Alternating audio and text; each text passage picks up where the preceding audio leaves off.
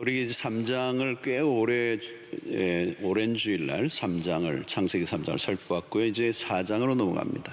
3장의 무대는 에덴 동산이었습니다. 에덴에서 무슨 일이 일어났는가 매우 중요하죠. 그래서 여러 주에 걸쳐서 살펴보았습니다. 인류의 최초에 일어났던 일이 딱 끊긴 사건이 아니고 오늘 우리에게도 계속 이어지는 사건이기 때문에 3장을 유심히 또 주의 깊게 살펴보아야 합니다. 혹시 여러분들 시간이 되시면 지난번 설교들도 가끔 다시 한번 되풀이해서 들으시면 큰 도움이 될 것입니다.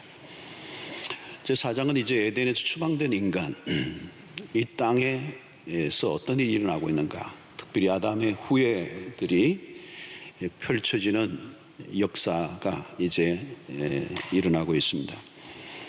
본문을 보면 아담과 하와가 동침함에 아들을 낳았습니다. 가인과 아벨이라고 하는 아이를 낳았습니다. 자, 새로운 세대가 일어날 때는 우리가 어떤 기대감을 갖죠. 무슨 일이 일어날까, 그런 기대감을 갖습니다.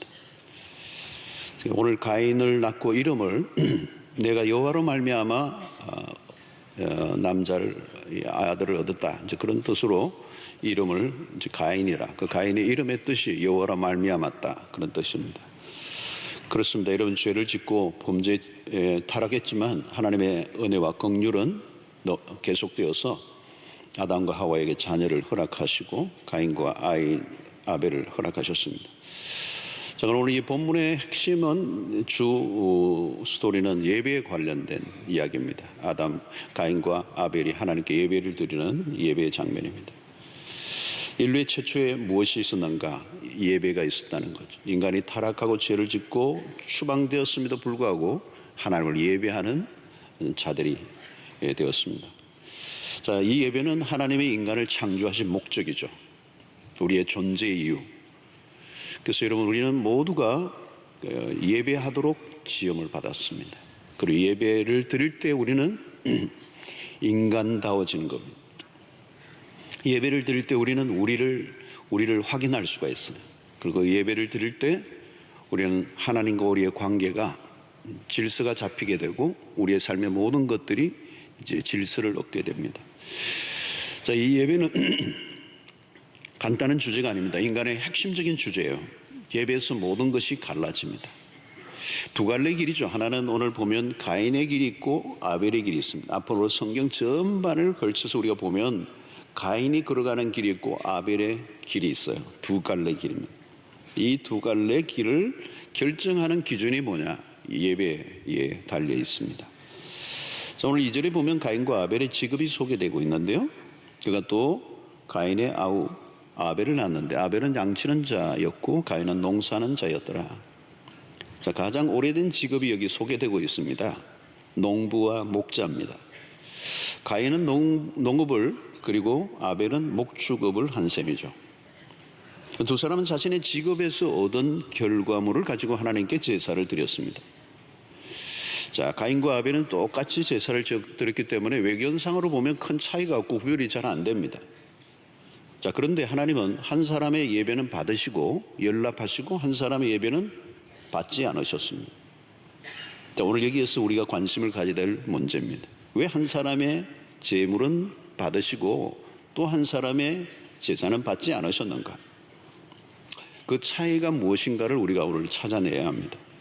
자, 오늘 본문으로 보면 사실 썩 그렇게 확 와닿지 않아요. 왜 하나님이 받지 않으셨는지, 가인의 예배를.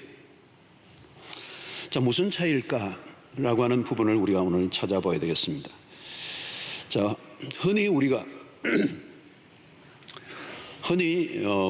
일반적으로 얘기할 때 아벨의 제사는 피의 제사였다. 양을 드렸기 때문에 피의 제사였다. 가인의 제사는 곡식을 드렸기 때문에 하나님을 받지 않으셨다. 이제 이런 아주 오래된 그런 해석을 하는 사람이 있는데 그것은 성경적인 해석이 아닙니다. 레위기에 의하면 피의 제사도 있고 곡식으로 드려졌던 제사도 있었습니다. 그래서 오늘 이 본문에서 우리가 이 본문과 함께 히브리서 11장에 믿음의 사람들 얘기가 나오면서 아벨에 대한 얘기가 나옵니다. 그래서 오늘 히브리서 11장 4절과 오늘 본문을 가지고 왜 하나님이 아벨의 제사를 받으시고 가인의 제사는 받지 않으셨는가를 이제 찾아보려고 합니다. 히브리서 11장 4절을 보면 믿음으로 아벨은 가인보다 더 나은 제사를 하나님께 드림으로 의로운 자라 하시는 증거를 얻으시니. 자, 여기서 히브리서 기자는 무슨 얘기합니까? 아벨은 가인보다 더 나은 제사를 드렸다고 하는 거죠. 그 이유가 뭐냐? 앞부분에 믿음으로 아벨은 가인보다 더 나은 제사를 드렸다. 자, 여러분, 아벨이 믿음으로 더 나은 제사를 드렸다. 그러면 여기서 더 나은 제사를 드렸다라고 할 때 그 드림에 우리가 주목해야 합니다. 무엇을 드렸느냐? 무엇을 드렸기 때문에 믿음으로 드렸다고 얘기하는가? 여러분, 제사에서 핵심이 뭐냐면 제사에서 핵심은 드림입니다. 드리는 것. 희생의 제물이죠. 그래서 제물을 드린다라고 얘기할 때 반드시 제사에는 제물이 있어야 됩니다. 그리고 제물은 언제나 희생의 제물이에요. 희생의 의미가 들어요. 희생이 없는 제물은 제물이 될 수가 없어요. 그래서 희생의 제물을 드릴 때 그 희생, 그 sacrifice라고 하는 이 희생의 제물을 드릴 때 그 제사를 드리는 사람의 마음이 들어가 있어요. 마음. 그 마음이 그 희생의 제물에 표현되는 겁니다. 그때 그것이 믿음이 있는 행위인가 아닌가가 구별된다는 거예요. 그래서 여기서 중요한 것은 제물 그 자체보다 제물을 드리는 사람의 마음이 믿음의 표현이 되어야 된다는 거예요. 그래서 오늘 3절과 4절을 여러분 보면 세월이 지난 후에 가인은 땅의 소산으로 제물을 삼아 여호와께 드렸고 아벨은 자기도 양의 첫 새끼와 그 기름으로 드렸더니 여호와께서 아벨과 그의 제물은 받으셨으나 이랬어요. 그러니까 가인은 땅의 소산으로 제물을 드렸다. 그 외에는 다른 설명이 붙지 않았습니다. 그냥 드렸다는 거예요. 제물을 드렸는 거예요. 자, 그런데 아벨에 대해서는 성경이 오늘 본문에 좀 다르게 표현을 하는 겁니다. 뭐죠? 양의 첫 새끼와 그 기름으로 드렸다. 이것은 가인에게는 붙지 않은 서술입니다. 자, 양의 첫 새끼는 무엇을 의미할까요? 첫 새끼는 아벨이 특별하게 구별을 했다는 겁니다. 첫 번째 새끼를 드리려고 하면 구분을 해야 되잖아요. 그죠? 첫 번째 난 이 양의 새끼를 구별해서 잘 눈여겨보는 거죠. 잘 키고. 그러니까 신경을 썼다는 거죠. 아벨이 마음에 아주 담아서 정성을 다해서 하나님에게 드리기 위해서 첫 번째 새끼를 구별해 놓은 거죠. 그냥 여러 양들 중에 하나를 그냥 뽑아가지고 올린 게 아니고 첫 번째. 이건 각별하게 신경을 썼다고 정성을 다한 것입니다. 또 다른 언급이 뭐죠? 그 기름을 드렸다는 거죠. 이것은 첫 새끼일 뿐만 아니라 그 양은 가장 기름진 양이다. 이 표현은 자신의 최상을 드렸다는 거예요. 첫 번째 새끼는 유일한 것이고 그 기름을 드렸다는 것은 최상을 드렸다는 얘기예요. 베스트를 드렸고 only one을 드린 거예요. 첫 새끼는 하나밖에 없는 거죠. 이것은 하나님에 대한 프라이오리티입니다. 우선순위를 둔 겁니다. 자, 그러므로 이 제물을 드리는 여기에서 아벨의 마음이 충분히 드러나고 있는 거예요. 이거는 정말 희생의 제물인 거죠. 아마도 가인은 설명이 없지만 그의 많은 곡지들 가운데 그냥 드렸던 것 같아요. 그런데 아벨은 다른 것이죠. 여러분, 하나님은 우리의 외적인 행동만을 보시고 판단하시는 분이 아닙니다. 첫 번째 새끼와 그의 기름을 드렸다는 것에서 가인의 믿음을 확인할 수가 있어요. 믿음은 무엇입니까? 하나님에 대한 태도를 결정합니다. 무엇을 하든지 마음이 중요하죠. 예배의 핵심은 드림에 있는데 이 드림을 어떻게 우리가 표현하느냐는 것입니다. 여러분, 가끔 우리는 예배를 이야기할 때 받는 것을 생각 많이 해요. 은혜 받으러 가자. 맞는 얘기예요. 그런데 예배의 핵심은 받는 게 아니에요. 드리는 거예요. 예배의 절정은 드리는 거예요, 여러분. 한 번 더 하겠습니다. 예배의 절정은 드리는 거예요, 여러분. 그러니까 어떤 면에서 여러분 예배의 클라이막스는요, 마지막 헌금 시간이에요. 별로 반응이 안 좋은데 예배의 원론적인 얘기예요. 여러분, 우리의 몸과 마음과 시간과 물질을 드리는 게 예배예요. 받는 것은 부수적인 겁니다. 부수적인 거예요. 온전히 우리가 예배를 하나님 앞에 드려질 때 오는 어떤 것이 있을 수 있어요. 그런데 그 모든 것이 무엇으로 표현된다? 믿음으로 표현된다는 거예요.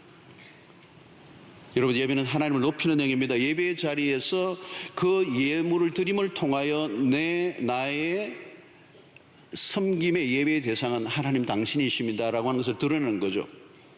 하나님이 세상으로 인정되려고 하면 가장 귀중한 것을 드려야 마땅하다는 거죠. 그게 믿음이라는 거예요.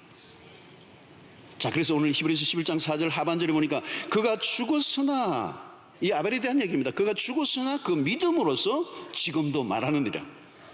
아벨은 형에 의해서 죽임을 당했지만 그 믿음으로 드린 제사는 오늘까지도 모든 사람들에게 메시지를 주고 있다는 거예요.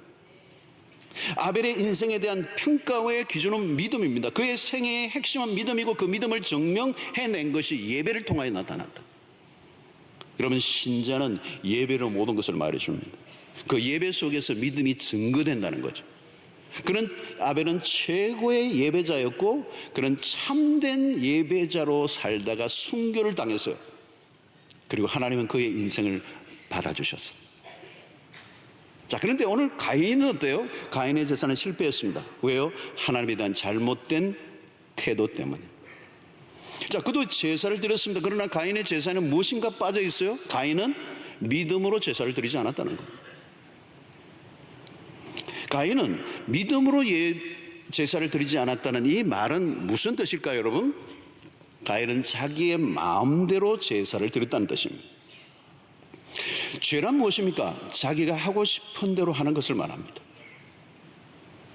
가인은 하나님이 원하시는 방식이 아니고 자기의 방식을 따라 예배했다는 거죠. 예배라는 형식을 떼었지만 하나님은 마음이 없었습니다. 자기가 생각하는 대로 드리고 자기 스스로 만족하는 예배. 여러분, 인본주의가 바로 그런 겁니다. 인본주의라는 인간에 의한, 인간을 위한 인간의 예배예요. 그게 하나님이 없습니다. 하나님의 관심이 가지는 것은 재물보다 예배자인데, 예배 형식을 하나님이 받으시는 게 아니고 예배자에게 관심이 있는데, 가인의 마음에는 재물을 드리긴 했지만, 제사를 드렸지만 하나님은 그 마음속에 없는 거예요. 자, 여러분, 가인이 자기 마음대로 되지 않자, 받아들여지지 않자 어떻게 반응했습니까? 5절을 보면 이렇게 말씀합니다. 가인과 그의 재물은 받지 아니하신지라 가인이 몹시 분하여 안색이 변하니. 분노하는 거예요. 여러분, 왜 화를 내죠, 가인이? 화를 낼 일이 아닙니다. 화를 낸다는 것은 무엇을 의미합니까? 내가 드렸으면 하나님 받으셔야지 왜 말이 많습니까? 이런 얘기예요. 내가 이 바쁜데 예배를 드렸으면 당신이 받으셔야지 안 받는다는 게 무슨 말입니까? 여러분, 이것은 일방적인 태도예요. 가인은 자신을 살펴보기는커녕 도리어 하나님에게 불만을 토해냅니다. 화를 내는 가인의 모습에서 무엇을 발견합니까? 죄성을 발견합니다. 여러분, 우리가 언제 주로 분노합니까? 내 마음대로 되지 않을 때. 화를 잘 내는 사람들의 특징을 가만히 보면요, 자기 중심적인 사람들이. 자기 중심대로 안 되니까 화를 내는 거거든요. 지금 가인은 매우 자기 중심적인 사람이에요. 하나님과의 관계 속에서도 자기 중심성을 포기하지 않고 하나님마저도 자기가 자기 중심으로 움직이려고 하는 것입니다. 내가 제사를 드렸으면 당신은 받아야 되는지 왜 안 받느냐는 거예요. 얼마나 교만합니까? 오만한 태도죠. 하나님이 자신의 재물을 받지 않으셨다면 회개를 해야 정상입니다. 하나님께 용서를 구하고, 하나님, 내가 무엇이 잘못되었습니까? 내가 어떻게 해야 하나님 바른 예배를 드릴 수 있습니까? 이렇게 물어야 하는데 이 가인은 하나님에게 대드는 거예요. 그리고 동생 아벨을 쳐 죽입니다. 여러분, 이것이 바로 믿음에 반하는 행위예요. 가인은 철저히 자기 고집을 가지고 살아가는 사람입니다. 가인의 초점은 하나님이 아니고 자기 자신입니다. 놀랍게도 하나님은 이 가인의 태도를 보셨습니다. 가인은 자신의 제사에 문제가 없다고 생각했어요. 사실은 그래요. 여러분, 외견상으로 보면 왜 하나님이 가인의 제사를 받지 않으셨는지, 여러분 성경을 그냥 읽다 보면요 구별하기 어려워요. 여러분들 성경을 그냥 지나가 버리면요 왜 하나님이 가인의 예배를 받지 않으셨는지 구별해내기 힘들어요. 그러나 분명한 것은 하나님은 이 가인의 그 태도를 알고 계시는 거예요. 그의 재물만의 문제가 아님을 성경은 시사해주고 있습니다. 여러분, 구약시대에도 재물만의 문제가 아니었습니다. 시편 51편 17절에 보면 하나님께서 구하시는 제사는 상한 심령이라. 여러분, 이 제사가 무슨 얘기입니까? 구약시대에 뭐 어마어마한 양들을 잡고 희생의 제물을 드리고 그게인 것 같은데, 하나님이 구하시는 제사는 상한 심령, 깨어진 마음이라. 그 외적인 어떤 조건을 하나님이 따지고 계시는 게 아니에요. 사무엘상 15장 22절에 이런 표현을 하잖아요. 사무엘이 이르되 여호와께서 번제와 다른 제사를 그의 목소리를 청종하는 것을 좋아하심과 같이 좋아하시겠나이까? 순종이 제사보다 낫고 듣는 것이 숫양의 기름보다 나으니라. 자, 여러분, 이 구약시대의 놀라운 지적입니다. 놀라운 지적이에요. 하나님이 찾으시는 예배는 뭐냐? 그냥 제물만 덩그러니 올려놓고 형식만 갖추면 하나님이 받으시는 게 아니라. 요한복음 4장 24절 우리가 잘 알잖아요, 여러분. 하나님은 영이시니 예배하는 자가 영과 진리로 예배할지니라. 유명한 말씀이잖아요. 영과 진리로. 영혼 없는 예배, 영혼 없는 예배, 그냥 몸만 덩그러니 그리고 형식만 갖춘 예배 아무리 드려도 소용없다는 거예요. 여러분, 우리가 예배를 경솔히 여기면 안 됩니다. 자칫하면 예배를 가볍게 취급하고 넘어가려고 하는 것은 말이에요. 나는 예배를 드렸다고 스스로 만족하는데 그것으로 끝날 문제가 아니라는 거예요. 여러분, 교회를 오랫동안 다니다 보면요 모든 게 익숙해집니다. 익숙해지면 좋은 것도 있지만 안 좋은 것도 많아요. 처음에 우리가 은혜를 받을 때는요 찬송가가 다 새롭고 은혜롭고 감동이 오고 가슴이 뛰고 눈물이 흐르고, 근데 세월이 흐르면 이 떨림, 경이로움, 감동, 이게 없는 거예요. 너무 익숙한 거예요. 그래가지고 뭐 부르면 이거 며칠 전에 또 불렀던 거 아니가 그러고. 여러분, 반복이 위험한 거예요. 이게 축하도 반복하는 건 위험하다고 그러잖아요. 신선함이 없는 거죠. 그래서 진지하게 대하지 않고 경박스럽게 대하는 거예요. 하나님을 예배하는 이 일이야말로 너무도 우리의 인생 가운데 가장 신비롭고 경이로운 일인데도 불구하고 그 문제를 너무 경박스럽고 소홀하게 대하는. 이런 하나님 앞에 나가는 것은 쇼핑센터나 친구를 만나기 카페에 들르는 것과 전혀 다른 거예요. 예배에 대한 진중함과 정성을 잃어버리지는 않았는가?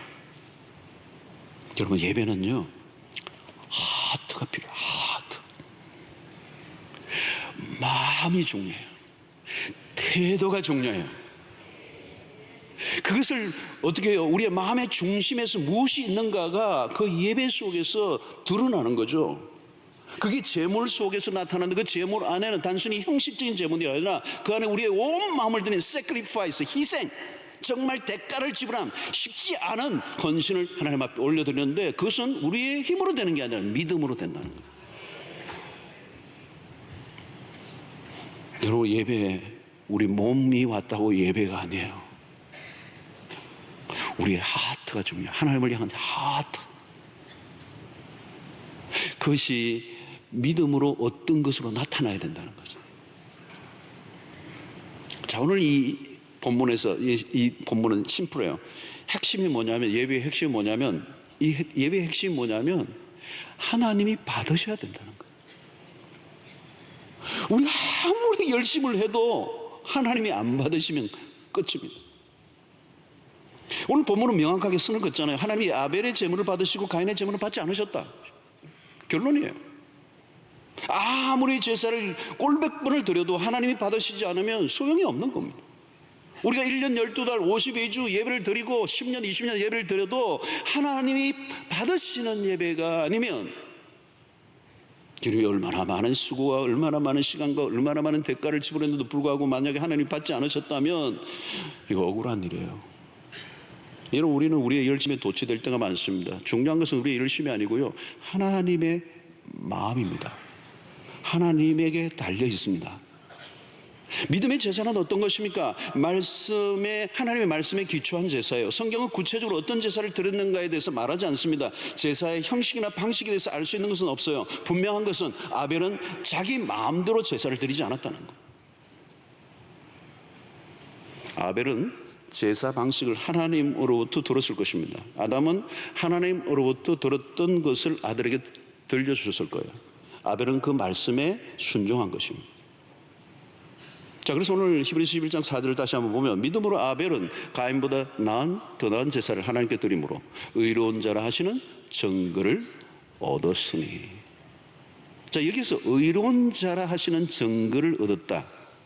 여기 의로운 자라는 말은 구속적 차원에서의 의를 말하는 게 아니고 행동에 대한 것입니다. 하나님이 원하시는 대로 제사를 드렸다는 뜻입니다. 하나님은 오랜 세월이 지난 후에 이스라엘 민족의 구체적인 제사법을 알려주시죠. 우리가 잘 아는 것처럼 레위기스입니다. 레위기스를 보면 짐승을 잡을 때도 그냥 마음대로 잡는 게 아니에요. 그 부위를 어떻게 처리하고 어떻게 그것을 하나님 앞에 드리는가가 매우 디테일하게 그 제사법이 알려져 있어요. 우리 연초에 해마다 성경 일독하기 위해서 결심하다가 늘 포기하는 곳이 레위기예요. 너무 어려워. 근데 복잡한 제사법이 나오는데, 여러분, 그 속에서는 뭐예요? 제사를 드리되 너 마음대로 드리는 게 아니야. 내가 원하는 방식으로 드려. 성도 여러분, 중요한 것입니다. 이게 중요한 거예요. 가끔 우리는 예배를 드릴 때 우리의 흥에 겨워서 예배를 드릴 때가 있어요. 우리에게 집중하는 거죠. 한때 미국에 이 예배 갱신 운동이 막 일어날 때, 제가 미국의 교회를 이제 여러 곳에 가서 예배들을 이제 참관했던 적이 있는데요. 그때 그 경향 중에 하나가 뭐냐면 청중 중심의 예배들이 많았어요. 위험성 중에 하나가 뭐냐면 예배를 너무 교인들의 취향에 맞추려고 애를 쓰는 경향입니다. 회중을 무시하면 안 되죠. 회중을 고려해야 합니다. 그러나 그럼에도 불구하고 사람들에게 지나친 집중은 하나님을 놓칠 수 있다는 거예요. 우리의 감성에 맞는 예배만 생각하다가 사람들의 만족도는 높아질지 모르지만 하나님으로부터 점점 멀어질 수 있다는 거예요. 요즘 시대를 우리는 소비주의적 시대라고 얘기합니다. 소비자 중심 시대죠. 소비자주의 시대, 이 소비주의 시대는 사람들의 욕구를 조장하며 과도하게 소비를 조장하는 시대예요. 물질 중심의 이 시대는 소비주의 시대로 그냥 맞물려 있는 겁니다. 그래서 신자들도 이 소비주의 문화 속에 상당히 우리는 익숙해져 있어요. 그래서 어떤 사람은 소비주의의 영이라는 표현까지도 써요. 예를 들어 숯불에 구운 고기 맛을 들이면 그것을 계속 찾게 됩니다. 익숙한 맛이 끌어당기기 때문에 그렇죠. 소비는 소비를 낳습니다. 끊임없이 소비하라는 압력에 시달려 모든 결정에 중대한 영향을 미치는 거죠. 당장 만족을 주는 것에 몰두하는 이 소비주의 시대. 그래서 오늘날 젊은이들의 그 경향이 뭡니까? 미래를 위하여 준비하는 것보다 today, 지금 순간 즐기는 것에 더 집중하는 문화는 오늘 소비주의적 문화가 만들어내는 현상입니다. 자, 그런데 영적 세계도 마찬가지요. 사람들은 각자의 기호와 성향에 맞는 예배를 찾아다녀요. 예배에서 어떤 스타일을 고집하려고 합니다. 소비주의 시대의 신자들은 예배도 일종의 소비적 형태로 접근합니다. 초점은 뭐에 있어요? 자기 자신의 만족에 있어요. 그래서 예배는 또 하나의 구매가 되는 거예요. 예배는 또 하나의 소비 품목이 되는 거예요. 그런 문화에서 예배는 하나님을 향한 정성보다 인간의 기교와 기술이 더 가미되고 사람의 감성에 더 터치되는 예배를 만들려고 애를 쓰는 경향이 생기는 것입니다. 그래서 외적으로는 화려하고 웅장할 수도 있지만 예배의 본질에 벗어날 수가 있어요. 거기는 하나님에 대한 집중보다도 인간의 더 관심을 가지고 집중하는 그런 예배는 아벨의 예배가 아니라 가인의 예배로 전락할 위험성이 있어요. 사랑하는 성도 여러분, 예배를 드릴 때 첫 번째 관심은 내가 얼마나 은혜를 받을 것인가, 그 설교가 내 마음에 얼마나 드는 설교인가, 내 스타일인가, 그 찬양이 얼마나 내 마음에 감동이 있는가, 그 예배의 스타일이 얼마나 내 스타일인가, 나에게 얼마나 유익한가. 이런 예배의 목적은 그게 아니에요. 예배는 전적으로 하나님께 집중해야 합니다. 믿음의 예배는 그러므로 말씀에 기초합니다. 하나님이 누구이신지 내가 누구인지를 바로 아는 것입니다. 예배의 대상을 바로 알지 못하면 예배의 자리가 우상 숭배의 자리예요. 여러분, 성경 공부 안 하면요, 하나님이 누구이신지 잘 모르면 미신적 예배를 드리고 그 예배의 자리가 우상 숭배가 될 수 있다는 거예요. 참된 예배는 뭐예요? 하나님의 말씀을 아는 무지에서 깨어난 예배. 여러분, 아벨의 제사와 가인의 차이는 무엇입니까? 누구에게 초점을 맞추느냐에 달려 있습니다. 가인은 철저히 자기 자신에게 초점을 맞춰서 그 증거가 결국은 동생 제사와 비교하고 시기하여 분노하며 결국은 사람을 죽이는 것으로 결과가 나타났습니다. 성도 여러분, 믿음은 오직 하나님에게만 집중하는 태도입니다. 하나님에게 집중한 예배를 드릴 때 놀라운 일이 일어날 수도 있어요. 우리에게 주시는 평강과 우리에게 주시는 자유와 우리에게 주시는 그 기쁨들은 하나님에게 온전하게 몰두한 하나님에게만 드린 예배를 드릴 때 찾아올 수 있는 부수적인 결과. 하나님은 범죄한 이후에도 인간에게 예배라는 접촉점을 열어놓으시고 하나님과 교제하기를 원하셨습니다. 그건 축복이었어. 그러나 가인은 이 예배에서 실패하고 맙니다. 여러분, 예배의 실패는 작은 문제가 아닙니다. 예배의 실패는요, 대형 사고입니다. 대형 사고. 예배의 실패는 예배의 실패로 끝나지 않고 모든 실패로 연결됩니다. 모든 문제의 출발점은 예배의 문제에서 비롯됩니다. 예배의 실패의 자리에서 무슨 일이 났습니까? 동생을 죽이는 살인극이 벌어집니다. 가인을 죽였던 그 살인의 사건은 예배 직후에 일어난 사건입니다. 여러분, 이것은 당연한 일이에요. 예배란 하나님에 대한 우리의 태도입니다. 하나님에 대한 마땅한 태도를 잃어버리면 그 다음부터 무슨 일이 우리의 삶에 일어날지 아무도 모릅니다.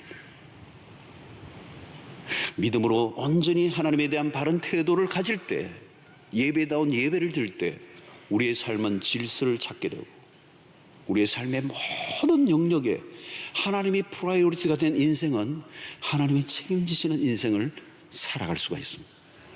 그런데 만약에 하나님에 대한 잘못된 태도를 예배 속에 나타낸다면 그 후유증은 이루 말할 수가 없어요.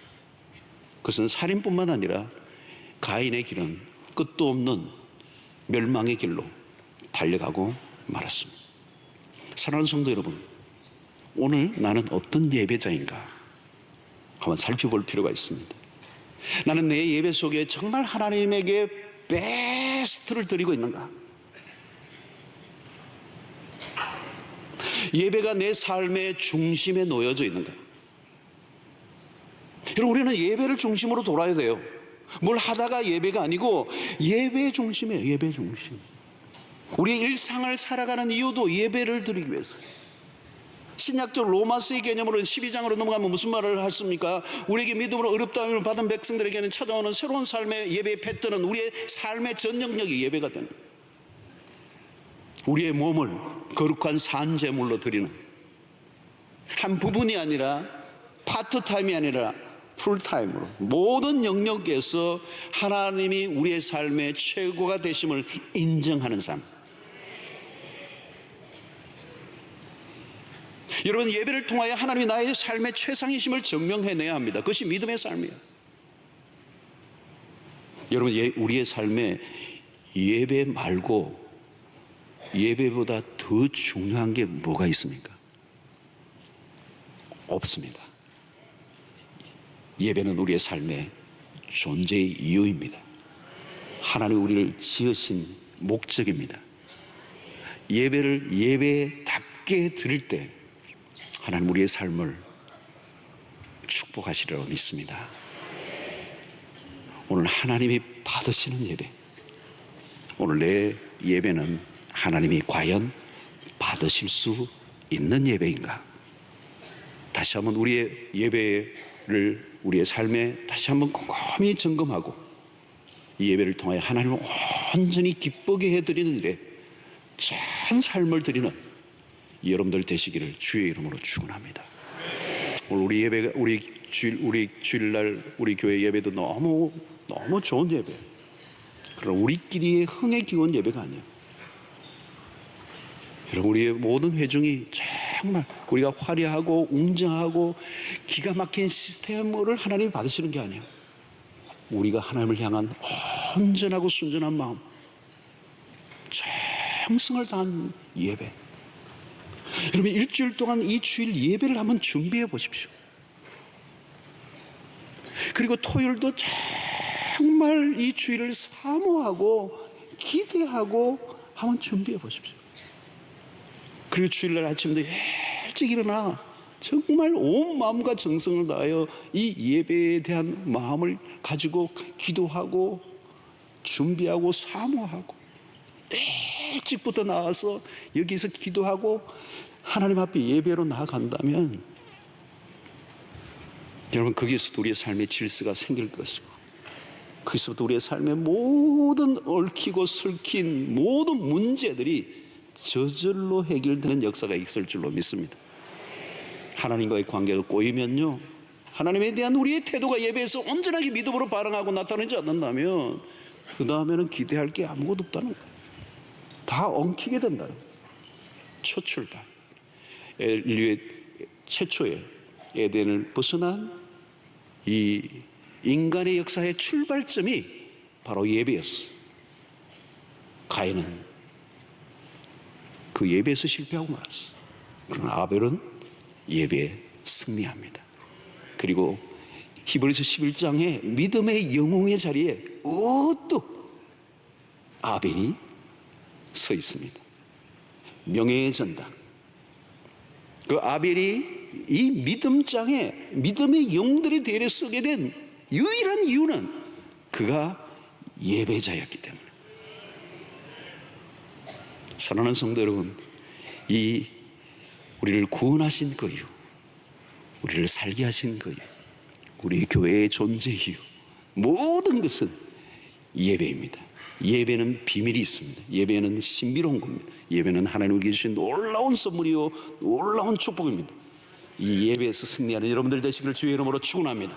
이제는 우리 주 예수 그리스도의 놀라우신 은혜와 하나님의 크신 사랑과 성령의 교통하심이 우리 일평생 사는 동안에 온전한 예배자, 참된 예배자로 하나님 앞에 믿음의 제사를 드려감으로 하나님의 승리하는 하나님의 복된 인생을 살기로 결단한 주의 백성들 우리 위해 지금부터 영원토록 함께 있을지어다.